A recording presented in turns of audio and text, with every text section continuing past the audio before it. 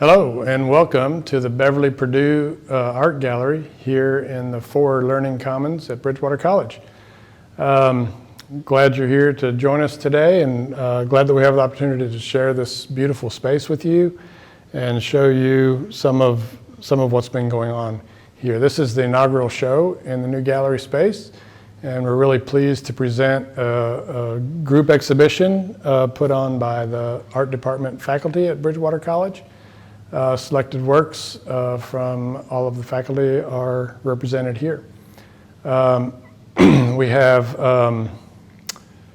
Nan Covert, who has paintings on the wall. Scott Jost has photographs. Michael Huff has sculptures. Myself, Eric Kniss, I have drawings on the wall, and Ron Alabanza has digital illustrations. And so these things are all on display here. We're really happy to have this space, this new gallery space. It's beautiful. It's beautifully appointed, really nice finishes. It's a nice size for us in the art department and for exhibitions that we plan to bring on campus. It's going to be a really strong addition, I think, to the campus community. So thanks for coming by, letting us virtually show you the space, and hopefully you'll get a chance at some point to come see it yourself. This is one of the drawings that I've included in this exhibition, and as you can see, it's relatively large drawing. Graphite and mixed media collage. There's different, it's pretty much all done on paper. There's some gesso paint that's included. Most of the rest of it's graphite, and then various different types of paper that you can see different tabs of different pieces of paper coming into play. So that's kind of the material qualities of this drawing. Most of my drawings, most of my work is fairly heavily based in process, and in this drawing it's no different. This drawing started life as a drawing from observation of actually one of Scott Jost's photographs. So I made a drawing of one of his photographs, and then I've interrupted that initial drawing in various ways through various processes that produced this image. I suppose if you saw the original photograph, or the original drawing, one would be able to draw connections from the original to this, although it's pretty far removed from where it started. But what I'm interested in finding is a drawing that in some capacity suggests a sense of space. And this drawing kind of hovers between a pretty strongly reinforced flatness of the paper, along with what I think emerges kind of a sensibility of space with these long diagonal lines cutting through the drawing, creating almost like a screen that's in front of everything, and then the drawing's back behind there, and you can see kind of different senses of depth as you go back through the drawing. I'm interested in that because I don't want to make drawings that suggest or define a specific place.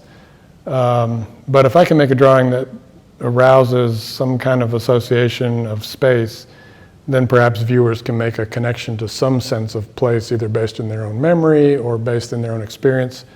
And then that gives a way for a viewer to kind of engage with the drawing without me being overly prescriptive about where they go with it. So those are some of the things I'm interested in terms of creating a drawing. Some of the processes I enacted, the specific processes in this drawing are, I guess, threefold. You can see a repeated appearance of squares, different sizes throughout the entire drawing. And so what I do there is I'll use this square as an example. I cut this square out of the drawing, pull it out, rotate it 180 degrees, and place it back in the drawing. So it goes back in the same hole it came from, it's just in a different orientation. And then I'll attach it back into the drawing using these tabs of paper and glue and kind of making it embed itself back into the drawing. So that's one layer of process. And then what I do, you'll notice each square has either a white line or a black line that extends from one corner of that square all the way out of the frame. And so that's another rule or process that I set up at the beginning of this drawing. And then the third layer of process would be the evidence of how the square is reattached to the drawing.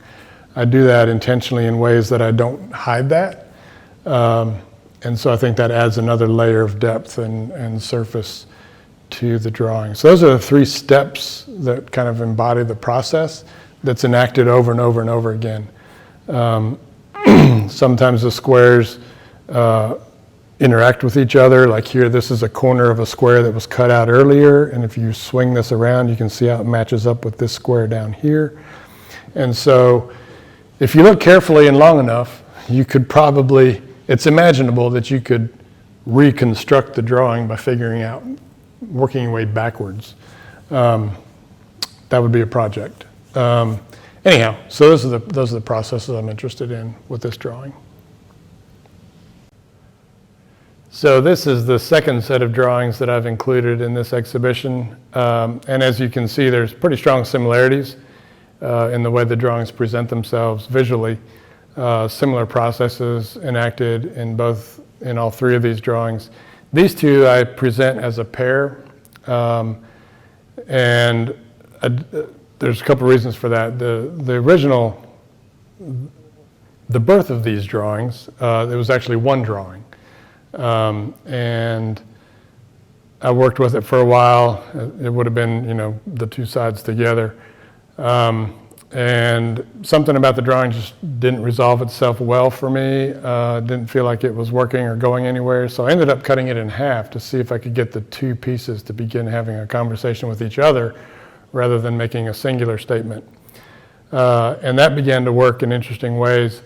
This drawing I've actually been living with for quite a while. I think I've probably been in contact or working on this drawing over the last 6 years.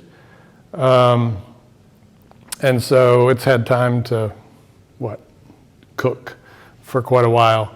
And it's been through a number of iterations. The latest thing I've done to it is kind of contrast the two lights and darks.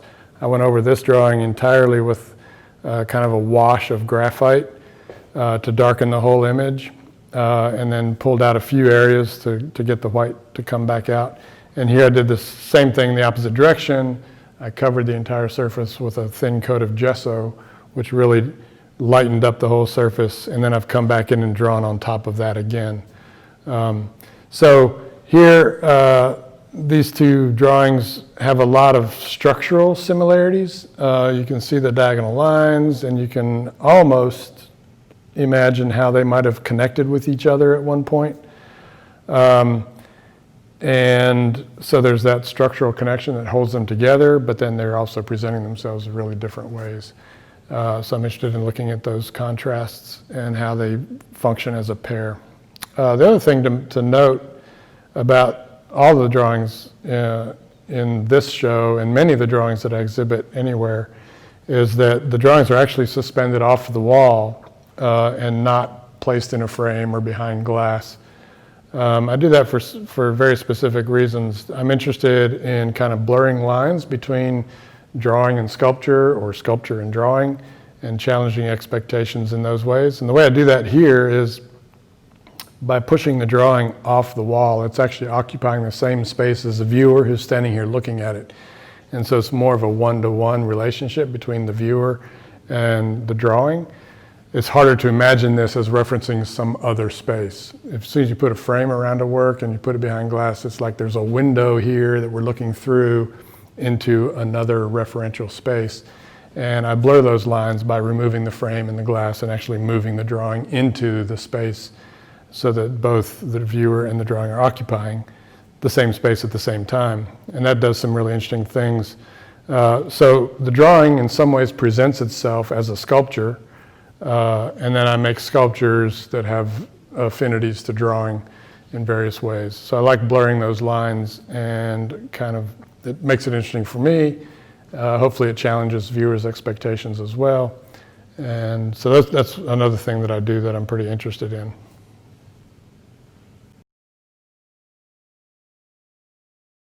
Hi, I'm Scott Jost. I am a professor of art at Bridgewater College, and I chair the art department. And I teach photography and video and courses in the Master of Digital Media Strategy program. So I want to talk about two pieces in the faculty show here that I have from a new project, and the working title of that project is Emergent Remnant, Landscapes in the Shenandoah Valley. And what I'm interested in are situations like this, what's depicted in the images here. This triptych, three panels that work together as one single image, were made at the Ramsey's Draft Wilderness in the George Washington Jefferson National Forest in Augusta County.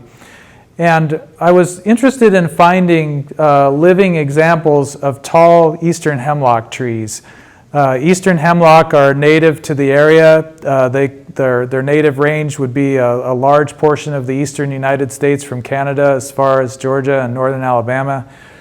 But there's an invasive insect called the woolly adelgid that's been increasingly attacking the eastern hemlock. And so pretty soon it's likely that the hemlock will completely disappear from the landscape. So in Emergent Remnant, I'm interested in finding examples of just remnant landscapes, things that are just fragments perhaps of what was there before. And then I'm also interested in exploring landscapes that are beginning to emerge, new things that are happening in the landscape as the landscape changes. These might be either things that are occurring naturally, they might be things that humans are doing to maybe approach preserving a landscape in a certain way or renewing it, reintroducing something. It may be a landscape that's been completely abandoned and being taken over by new species of invasive trees, things like that. It could also be things like new food systems that are happening as a result of climate change and things like that. So sometimes the emerging and the remnant go together in the same place. So in this particular instance, Ramsey's Draft is a wilderness area where there are some old growth trees known to remain.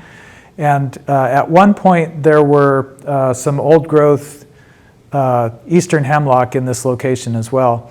And in fact, the site where this image was made along a small stream called Jerry's Run is one where the former state champion eastern hemlock used to grow. And the state champion tree would be the largest known living example of that particular species within the state of Virginia. So it's no longer living, but I was looking for others. So in this one, I did find several very tall hemlocks, like the one in the center. This is not a very healthy tree, and so I don't know how long it will continue to last, but it's standing at this point. And then in each of these panels, there are little bits. You can see there are some young eastern hemlock foliage in here. Also in the panel on the right, there's a young tree that's growing back here. And so I was interested in showing the younger trees that are grown but not yet infected along with this very tall tree. So photographing a really tall tree in a forest with a lot of other tall trees is really a challenge. And so in addition to starting this new project where I'm kind of experimenting in general with how I want to approach the images, I tried to figure out a way to photograph this very tall tree in the forest. So what I did is the camera in each of these end panels is tilted up a little bit. It's on a tripod, and then I simply kind of rotated the tripod. You can see some overlaps in parts of the image. They don't line up quite right, and I like that. I think that's fine because it's sort of, you look at them each individually and together. But then in the center one, I just simply shifted the camera way up about as far as I could on the tripod. And so that allowed me to show the crown of the tree here, but also you're clearly looking way up. There's some weird things going on in the perspective. And not only does that show the tall part of the tree, but that also, I think for me, kind of signals the kind of disorientation that you feel when you look up at something that's really tall and magnificent. It kind of makes you a little bit dizzy. And so I think that maybe placing this picture higher with the perspective changes might be one way that I can do that. So in this project, I'm trying to figure out the means that I'll use as I get deeper into it. These are the first images I've exhibited from the project. And so I'm trying some things out, and this is the result of that kind of experiment. This 4-panel image is also from the Ramsey's Draft Wilderness area. And this was made on a different day, probably about a month from the other image. And in this particular day, this one happened earlier, my first trip into Ramsey's Draft, where I was looking for tall hemlocks. And I wasn't finding any. I was finding lots and lots of little hemlock that were growing within the forest. But then at a certain point, I came across a very large tree that was fallen across the trail and kind of up a little bit higher. It was not a hemlock, but I climbed up on top of that tree trunk, and I'm standing on it in this photograph. Very large, I think probably a white pine that had fallen. But then a tall, diseased hemlock had fallen perpendicular to that first tree, and right next to another pine tree that had fallen here. So in this particular image, this is a very large eastern hemlock that had just fallen in the forest very, very recently. And so I decided to photograph that, and I am, again, experimenting with the images. Previous to this, I've made lots and lots of panoramas with the camera very scrupulously horizontal and on a tripod. But I'm trying to do some things where I'm hand-holding the camera to get a little bit looser feel to them, so they're maybe not quite as exacting, but maybe have a little bit more sort of feeling or rhythm to them. And so in this one, I was hand-holding the camera, and so there are a few more interruptions in some of the images that you might see otherwise. The other thing that I like to do is that I really like to put things both in the background and also in the super near foreground to sort of draw you into the image. And so this branch in some ways feels like it's coming from a completely different place and that it's quite large. But if you look at the image itself, this I believe is connected to part of the image. Yeah, this is a branch from that same tree, and I don't know exactly where it connects. I think maybe it goes up and then comes down. But this is actually part of a larger branch coming out from the tree, and by the time it gets close to the camera, it's actually quite small. You can see the size of the needles here. But it's all connected together, but it gives you a much different sense and sort of a sense of that sort of chaos and brokenness of the big tree when it fell. So this one is in some ways maybe a little bit more of a lament than the other picture for this tree that's no longer standing. On the other hand, there's still a tremendous amount of beauty in the forest here too, with the early morning light and all the other growth and life that's around it too.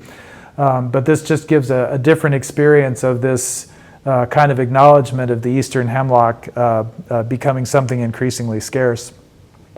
As I would go on with the project, there's another dimension to the eastern hemlock that might be more in the emergent category, where biologists are trying to figure out ways that they can maybe do some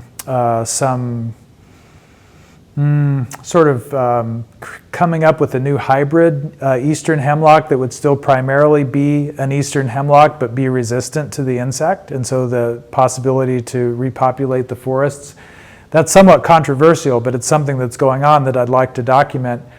The other thing that's happening, and you can find this in other places in the area, where the Forest Service is actually inoculating the trees, so maybe on an annual basis injecting the trees with some insecticides that keep them from becoming infected. So you can see specimens of those trees that are still living and beautiful, but in the forest they're just kind of letting things take its course, and this is what's happening to the trees there.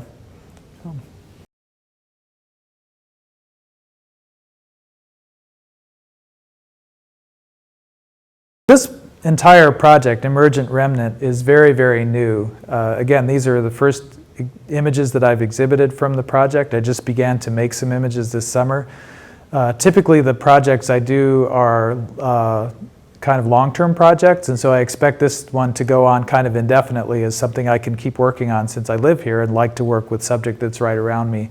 Eventually, I would like to focus on developing a website specifically for the project, and also incorporating some other media in it as well.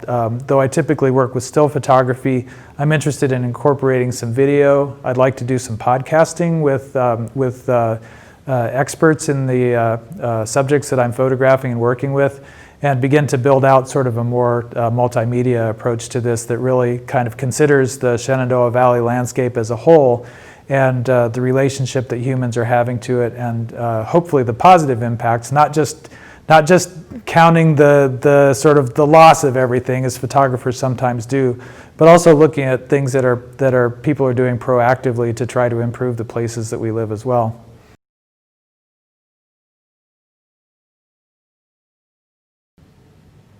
Hello, thank you for taking a look at our exhibition here at the gallery at Bridgewater College. My name is Michael Huff. I'm professor of art here at the college, and I teach ceramics, sculpture, design, and drawing currently.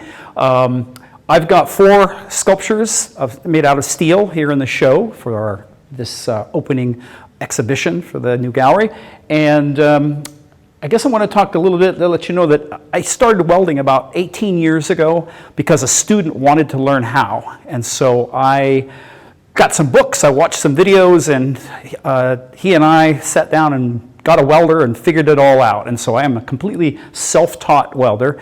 But it fit right into the way I work with most of my art, in that I love found objects. So I immediately started collecting metal and messing around with it, figuring out some interesting compositions, and practicing my welding, and then over the years got better and better at it.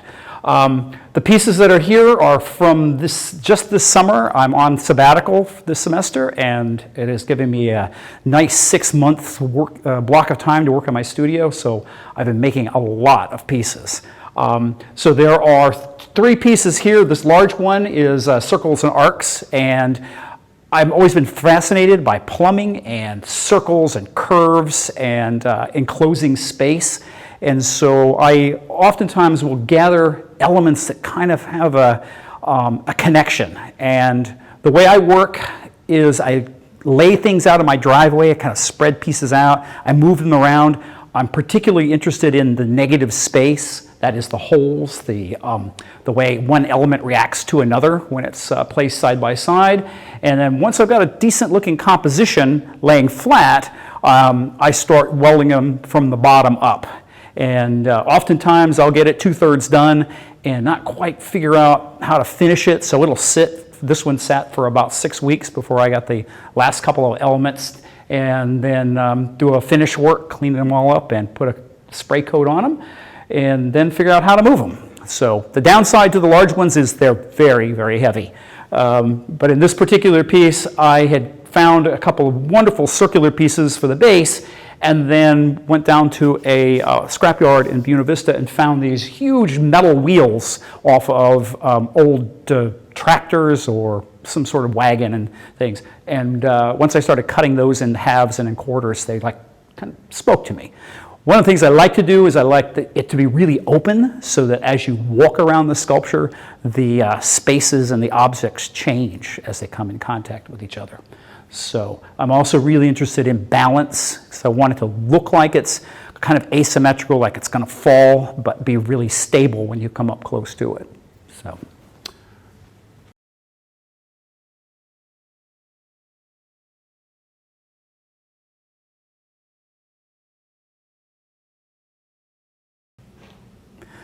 So in this one, it's called Architectural Studies number 17, and it is part of a long series of pieces that I've made that kind of remind me of buildings, architectural elements.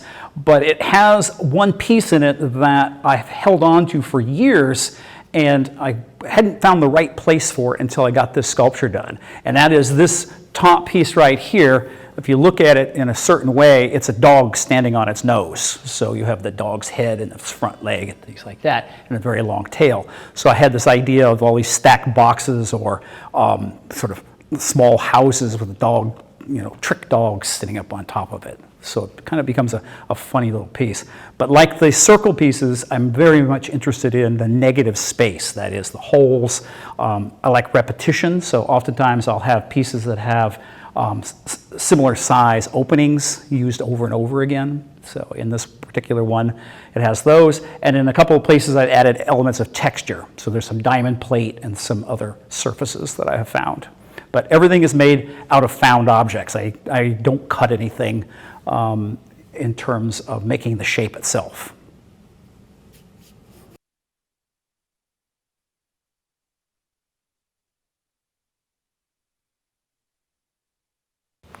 Another series of work that I make are animal forms made out of found objects.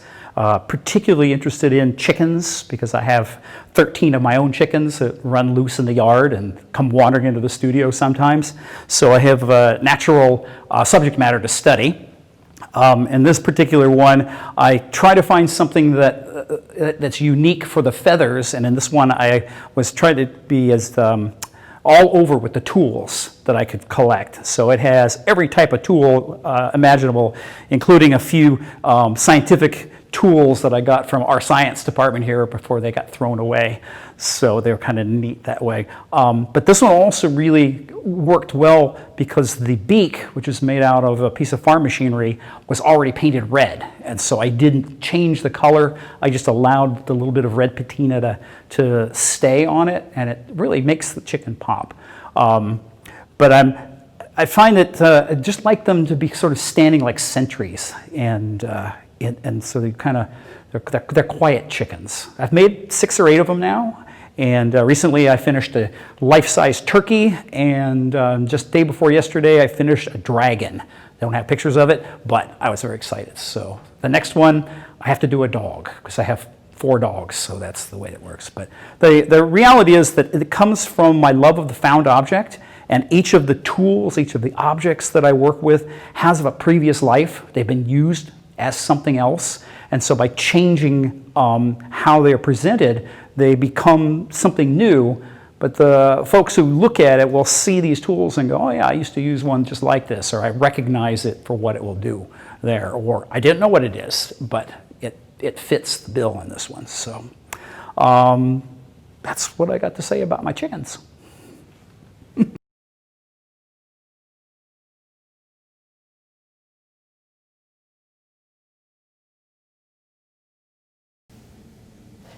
Hi, I'm Nan Covert, professor of art. I'm in this brand new art gallery.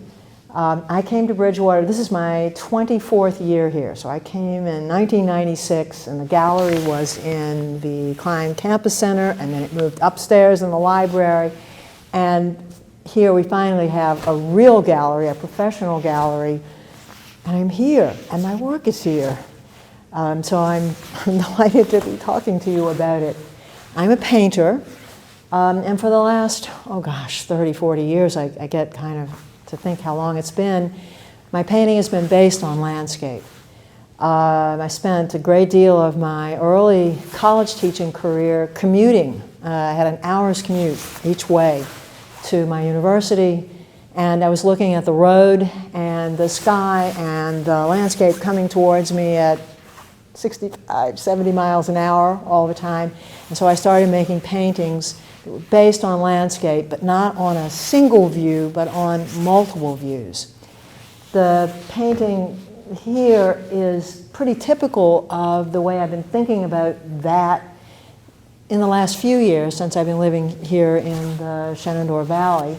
And so they're generally the layering of sky, mountains, and there's a river here, the Middle River, which is near where I live. And so that's what I've been playing with for, as I said, quite a few years. I'm not interested in creating realistic pictures that you could identify, oh, this is that place on the Middle River near Nan's house, but rather that it's an evocation of space that comes from there, but is really about paint and color. A lot of people will always ask me if you can see. I don't know whether you can. In this painting, there's actually a line. And that's because I paint on paper and then adhere it to these supports so that it's a painting. And the 2 pieces of paper are on my painting wall in my studio, and I'll paint away for a while, and then I'll stop and confuse myself by moving them around. Because painters, like just about everybody else, fall into habits and will do the same thing over and over again. So I'm trying to confuse myself, to push myself to do something different. So that's why the line is there. And this painting was upside down and in various ways before I stepped back at some point and said, oh, I see where it's going. I paint in oil.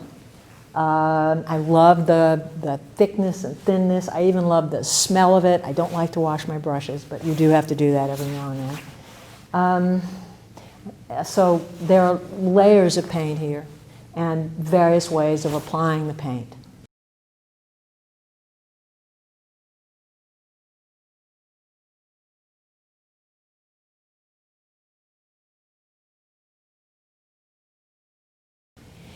So thinking about the first painting that we were looking at, where I think you can kind of see the sky and the mountains and the river and stuff going on. I've also, for quite a while, been interested in thinking of seeing the landscape if I were a bird or in a plane. And so these kinds of aerial views and combining those with the kind of view that I was there. And it all becomes much, much more abstract. You know, you look out of the window in the plane and you look down and there are all of these patches. Well, there are fields and highways and road and so on. And it's really like a quilt. So this is another way that I have approached landscape over the last 30 or 40 years or so. And to these 2 paintings, and actually all of these paintings were in my studio this summer on the same wall, and I was playing with them back and forth. There are others that are still there that I haven't finished, that I haven't come to that point where I looked at them and said, you're there. I sort of recognize, okay, I can stop. People often ask me, when is a painting like this done? When do you know when to walk away from it? And it's the hardest question in the book. And it's a question students ask me all the time. And it's always a gamble, because I could push it further and I might lose it. Or I could push it further and it might become wonderful. So I always say I push it until I can walk away from it and leave it. But there's still things, I'm standing here now thinking, why did I scratch up there? Maybe I should smooth that out. But I can leave it. It's not driving me crazy. Now, if it were driving me crazy, and there are a lot of famous artists who would do this. Edgar Degas, J.M.W. Turner, who were known to come into the gallery with a little paint set and change things. I'm not going to do that. I'm really glad.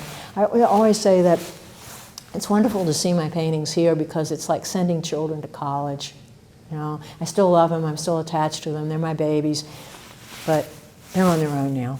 So in any case, the other thing that people always want to know is, or they'll comment, oh, I love the color. And I look and I think, the color is the color is the thing that I don't even think about. It's intuitive. It's the structuring of the color and the laying of the color and how it all comes together. I love color, obviously, just as much as I love the paint that is the colored stuff. But I honestly don't think that much about the color consciously. So that there's this warm and the cool here. Yeah, I think about things like that as I'm going, but it's, and that's pretty much what it's about, I guess.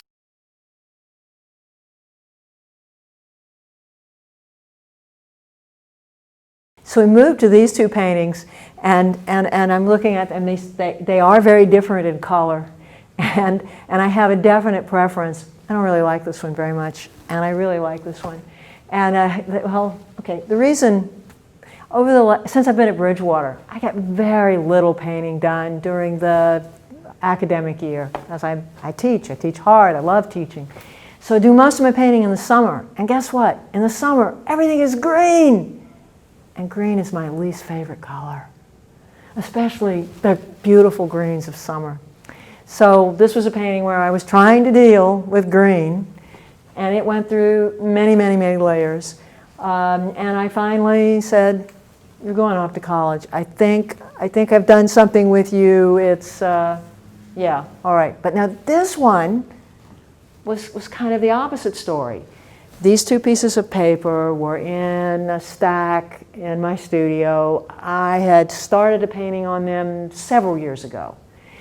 And I don't know for what reason I didn't finish it. And so they were there, and I took it out, put it on the wall, and it was mostly darker, like down here all over. And I started painting, and this came out. And this one I'm very happy with. It was a journey worth taking. I couldn't have envisioned it, but it has some of the qualities of looking down at the fields and the looking across. Those are the others. So I never know where they're going to take me. But it is a real joy to see these paintings, or they're like my children that I've sent off to college, and I tell students that you never really see your own work until it's out where other people see it. So I look forward to hearing what other people think of them, even if it's not good. But other people will see things in them that I don't, and I find that really wonderful. So it's been a delight to share with you. Thanks.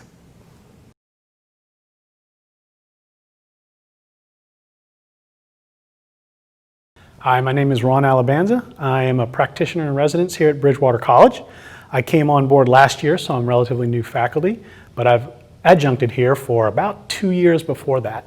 And I teach the digital design courses in the art department. So your graphic design, web design, that kind of thing. I also do the foundation class as well. My background is I come from the graphic design field. I worked in the field for about 15 years before I came to Bridgewater, culminating in a director of communications at a tech company in Virginia, and got brought on to Bridgewater last year, and I've been teaching here since full time. Anyway, so my first piece that we're looking at here is obviously it's a car.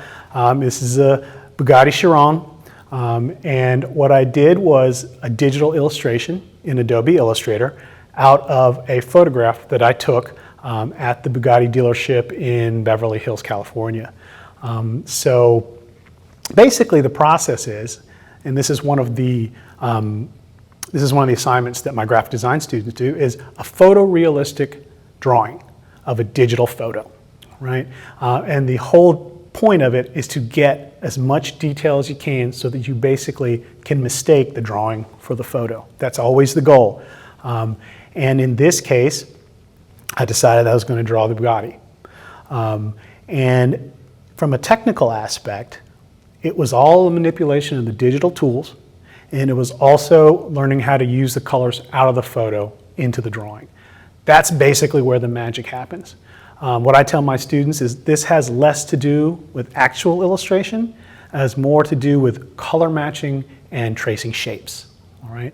Once students wrap their head around that, then it kind of clicks for them. Right? So this probably approximates maybe 100 hours of work. And definitely it took some time and it took a lot of planning, but it's a lot of fun.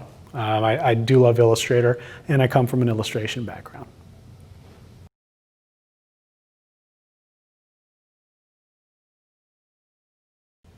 So this piece here is a movie poster that I had redone for the film John Wick, which is a popular franchise now.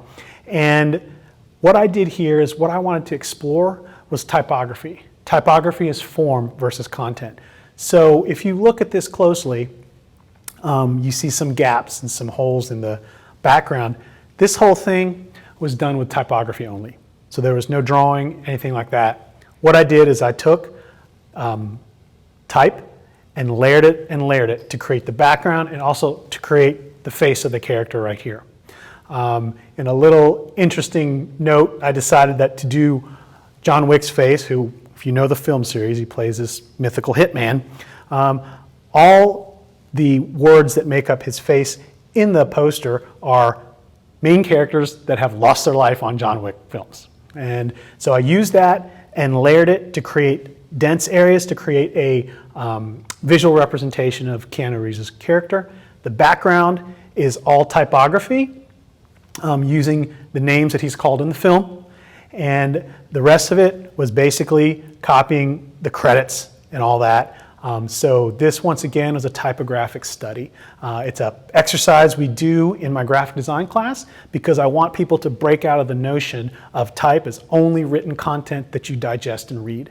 It is also form, it is also shadow, it is also tone and texture. So I tried to demonstrate that with this piece right here, and it is also done in Illustrator. And it's a lot of fun, and I think we're going to get some really good results this year from my students.